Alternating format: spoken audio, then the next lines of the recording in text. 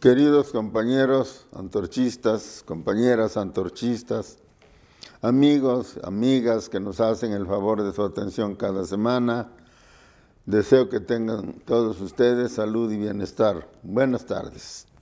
La educación de la juventud mexicana en todos sus grados y niveles, desde el jardín de niños hasta la universidad, atraviesa por la crisis más grave quizás de su historia moderna.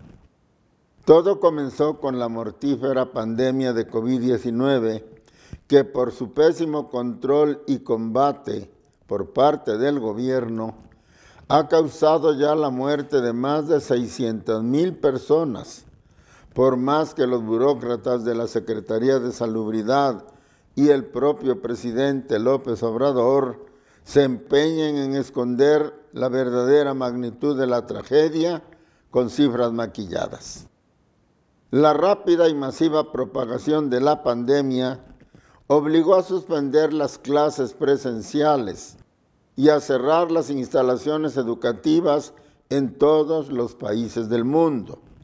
Pero en México, gracias a la incompetencia, los prejuicios y la ignorancia con que manejaron el problema las autoridades, la suspensión de la actividad escolar presentó características que la distinguen para mal de lo ocurrido en otros países.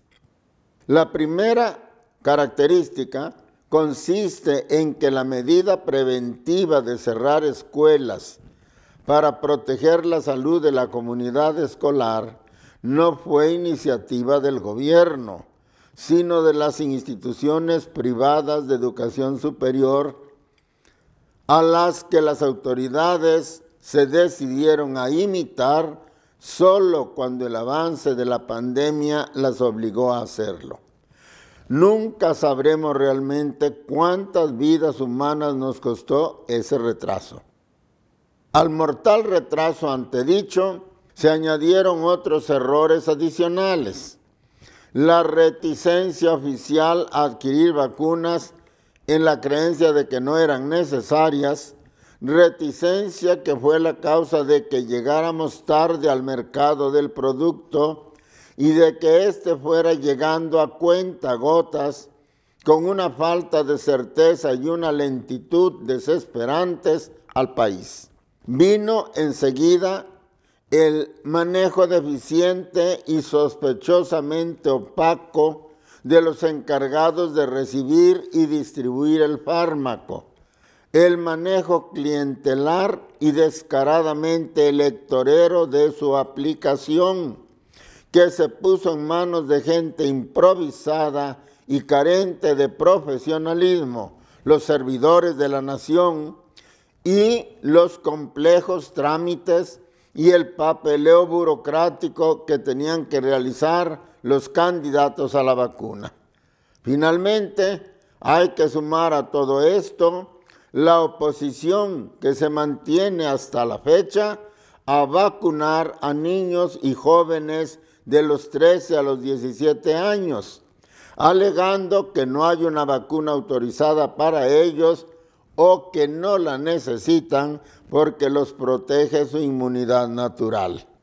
Todos estos factores negativos son responsables de que el cierre de las escuelas en México sea el más prolongado del mundo, que es la segunda característica que nos distingue del resto de los países.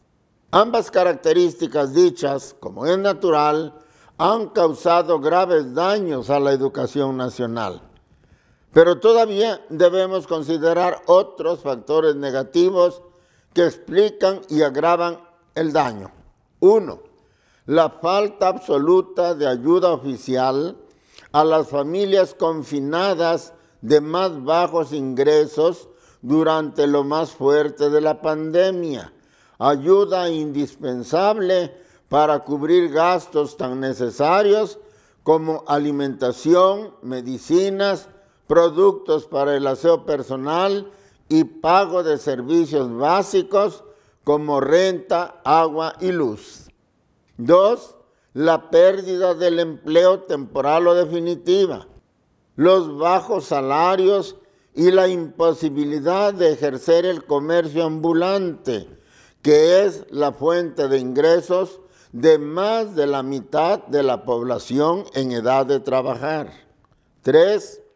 La falta de teléfonos móviles, tabletas y televisores, así como de un espacio apropiado para recibir la educación a distancia, carencias que afectan principalmente a los hijos de las familias de más bajos ingresos que suman cientos de miles.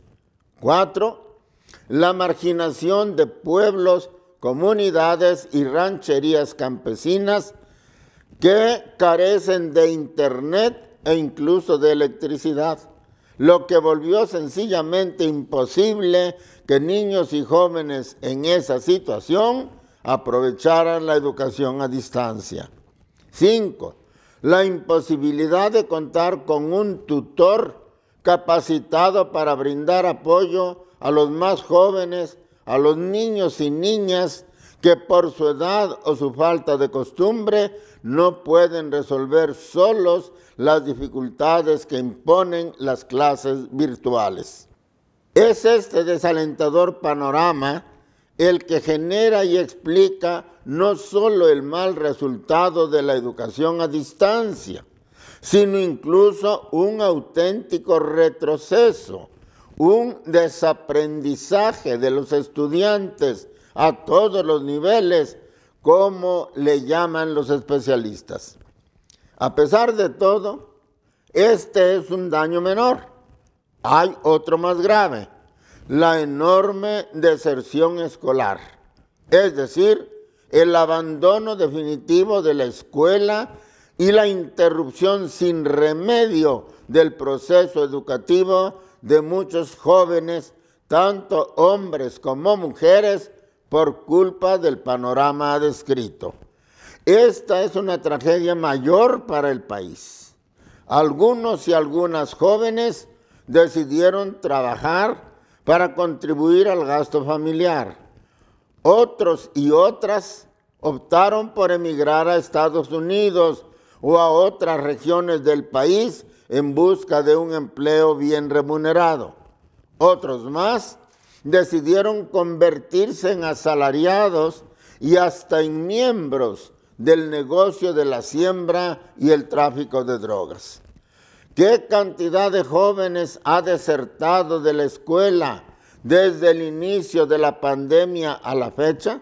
No lo sabemos con certeza.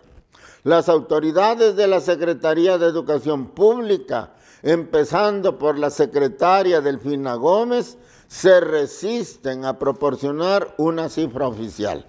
Sin embargo, expertos independientes estiman que andamos por arriba de los 3 millones, aclarando además que se trata de una estimación conservadora. Esto pasa fuera de las aulas. ¿Qué ocurre actualmente dentro de las aulas? Por lo que se sabe, también allí la situación no es bonancible. Comencemos recordando el deterioro físico de los espacios educativos a causa del largo tiempo que permanecieron cerrados, tiempo durante el cual algunos fueron incluso saqueados y vandalizados. De acuerdo con fotografías y reportajes de prensa, son muchos los planteles. Se habla de más de 40,000 que presentaban el aspecto de un auténtico muladar en el momento en que fueron reabiertos para el reinicio de actividades.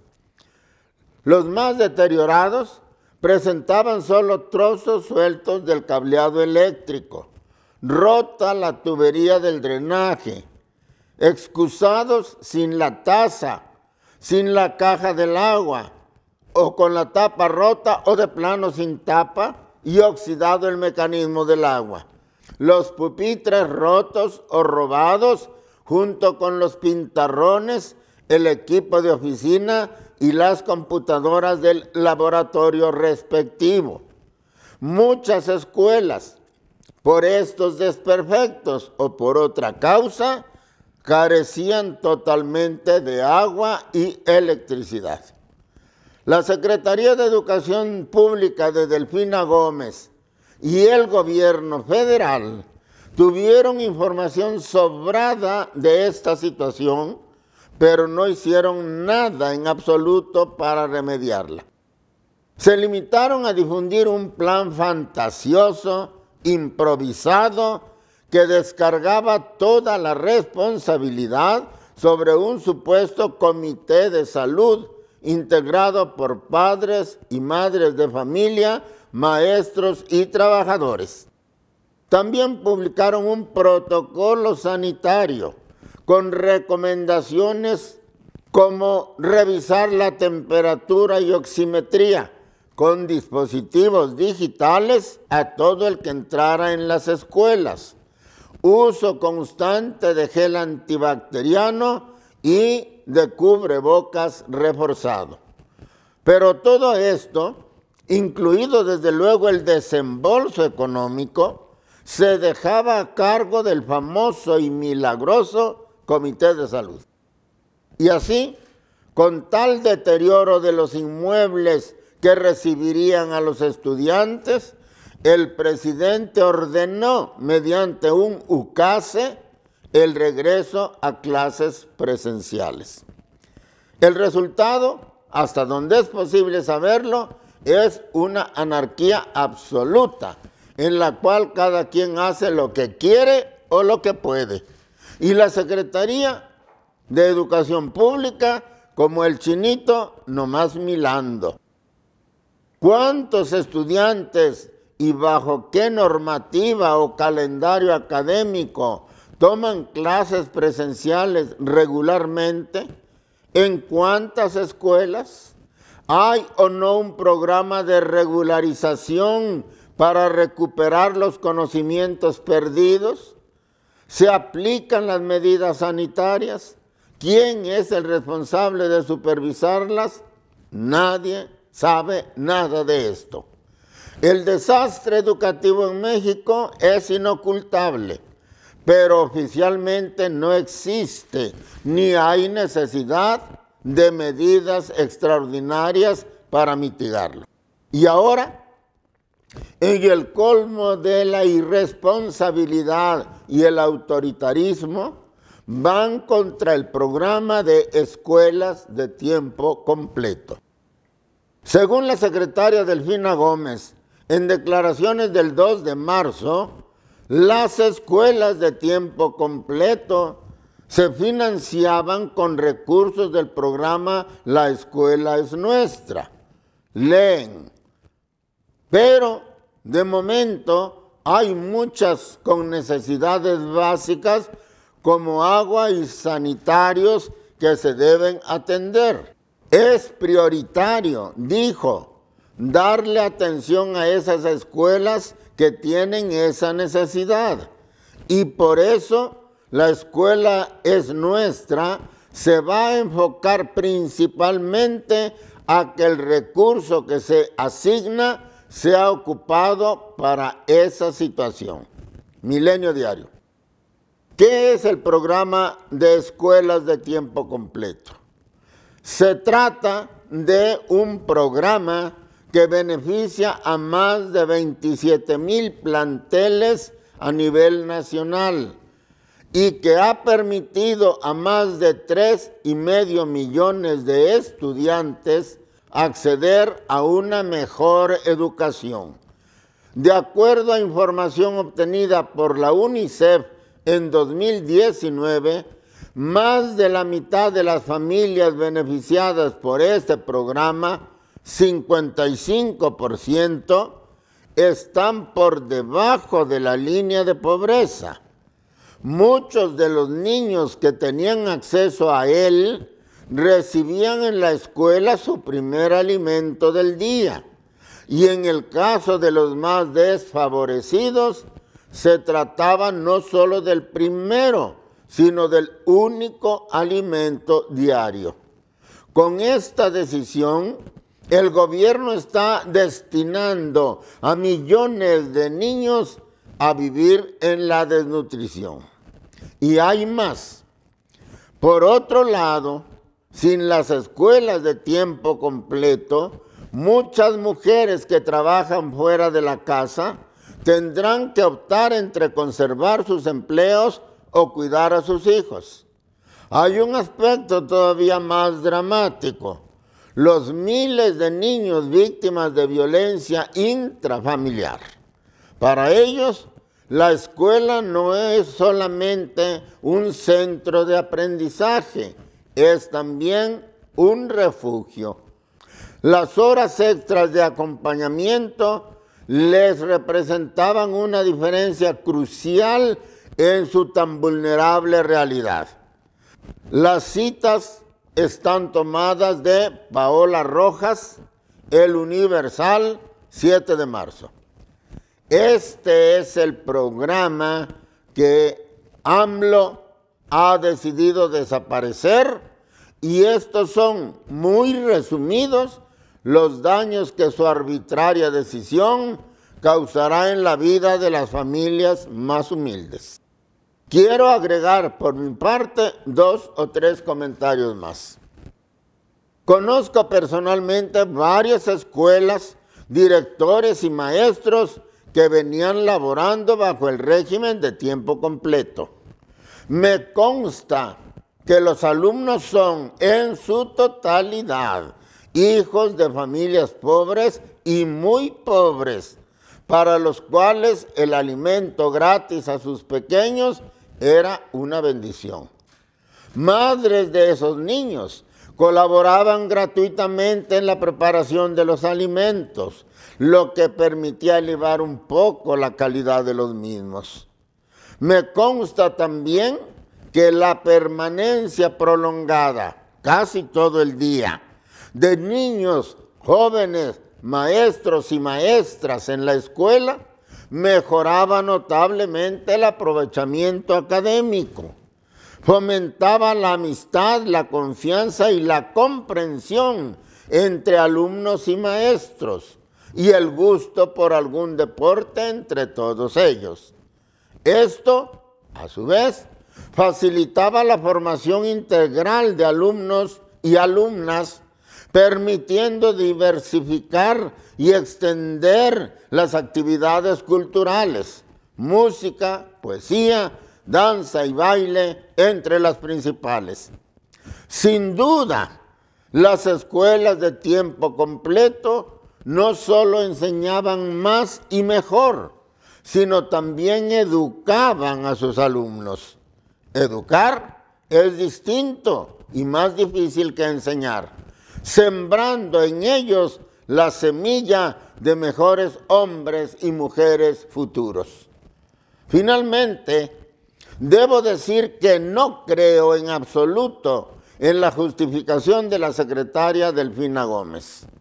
Las carencias materiales que ahora señala y califica de prioritarias fueron ampliamente denunciadas, dimensionadas y exigidas por profesores, estudiantes y organizaciones populares cuando se comenzó a hablar del próximo regreso a las clases presenciales. En ese momento, remediar tales carencias no solo era prioritario, sino un asunto de vida o muerte gracias a la pandemia. ¿Qué hizo entonces la secretaria Gómez? Absolutamente nada, como acabo de decir. ¿Cómo se explica, pues, la prisa que de pronto la ha acometido de atenderlas ahora, incluso sacrificando un programa mucho más útil e indispensable ante el desastre educativo en que nos hallamos y la pobreza extrema de millones de familias cuyos hijos se benefician con él? El famoso programa de La Escuela es Nuestra, que nació junto con el gobierno de López Obrador y que ha contado siempre con un presupuesto nada despreciable para sus actividades. No ha hecho en tanto tiempo las reparaciones materiales que señala la secretaria, que caen justamente en el terreno de sus responsabilidades. ¿A dónde se han ido los cuantiosos recursos que ha recibido? En algunas comunidades donde opera y que yo conozco, es fama pública que solo han servido para corromper a directores y miembros del comité respectivo, que se reparten el dinero en buena paz y compañía. Y el presidente López Obrador nos viene con el viejo y resobado cuento de que la supresión del programa de escuelas de tiempo completo obedece a que había corrupción en su manejo. Ahora el recurso, dice, se entregará directamente a los beneficiarios a través del programa La Escuela es Nuestra. Como quien dice, van a confiar a un borracho la vigilancia de la cantina.